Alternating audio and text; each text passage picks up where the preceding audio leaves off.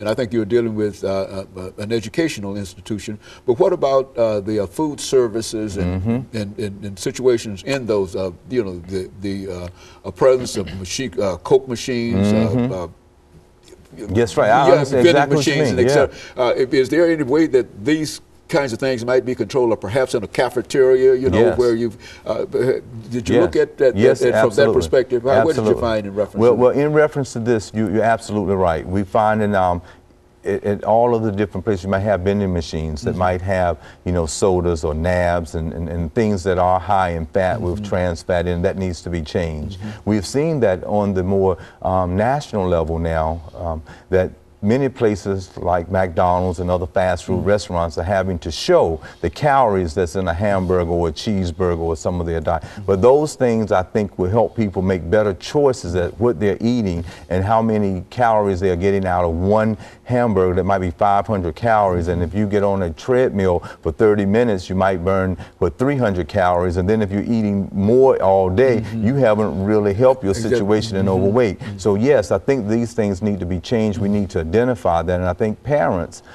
for younger children need to understand that they need to not allow their children to eat at these vending machines, and if we're not doing it, they'll take them away. But yes, I think a lot of attention has been focused on that. I think here in the state of Tennessee, I've heard our governor and our mayor talk about this as an issue, and indeed they are wanting to try to change some of the things within the school systems for better eating.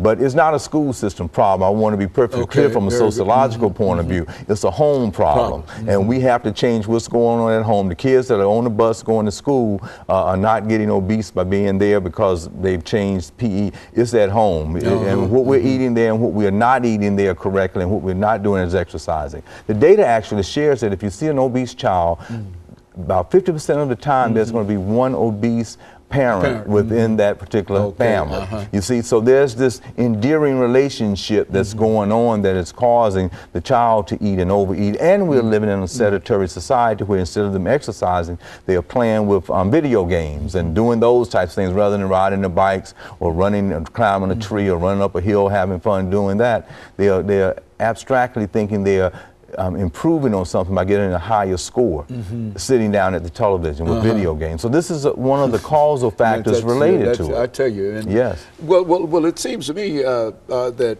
it's almost, well, as we've said, it's a personal responsibility kind of thing. And if a parent is not concerned with it, it's almost impossible to have a child because the parents are fixing the food and making provisions for the food. That's right. And if they themselves are not conscious of it, are overweight and et cetera, then the child would almost automatically fall into that same kind of situation that they're in. That's true. Do you find that? That's what we find very clearly. And then it's even much more difficult if you think about on the college level where I'm doing the research, because when people go back home for Thanksgiving, if I was able to change their attitudes about doing this, and they go home where grandma and mom and dad have cooked the Thanksgiving dinner, and how dare you think you're not going to eat some of this? Who you think you are? So it's this intergenerational. That's right. Pies and the cakes and the whole thing. It basically eliminates all of the efforts that you've made in reference to trying to improve their So lives. it's intergenerational, and so we really have to focus in on it,